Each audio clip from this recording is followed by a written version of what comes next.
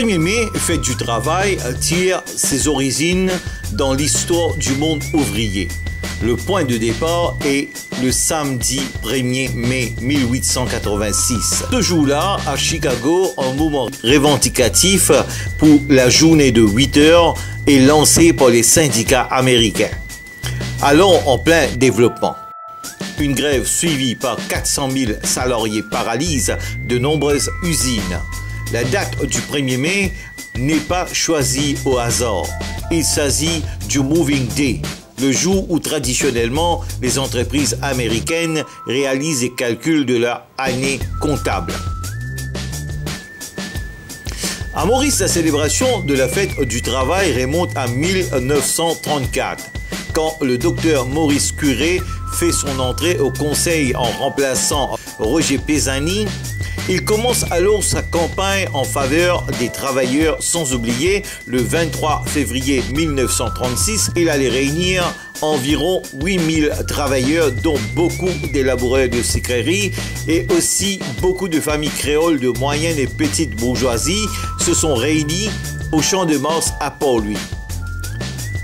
C'était le coup d'envoi du Parti travailliste. 4 ans de lutte.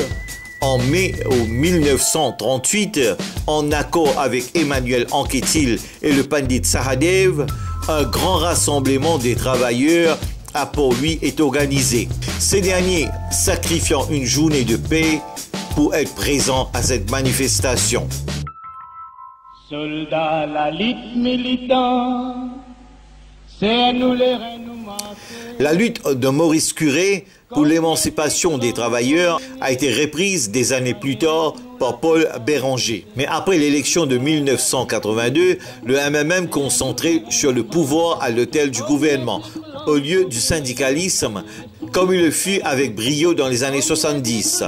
Le 1er mai allait devenir le rendez-vous incontournable des principaux partis politiques, laissant les syndicalistes au deuxième plan.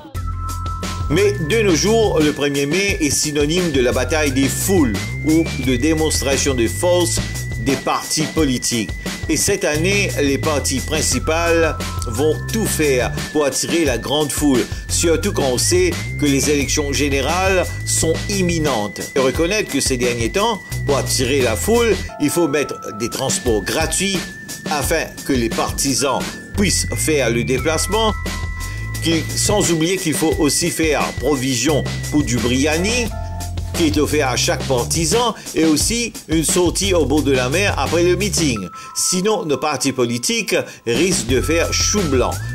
Qui du MSM, MMM, PMSD ou PTE réussira à attirer la grande foule le 1er mai? Il faut vraiment voir de visu pour avoir une idée exacte. N'empêche que les foules de nos jours ne sont plus ce qu'elles étaient autrefois.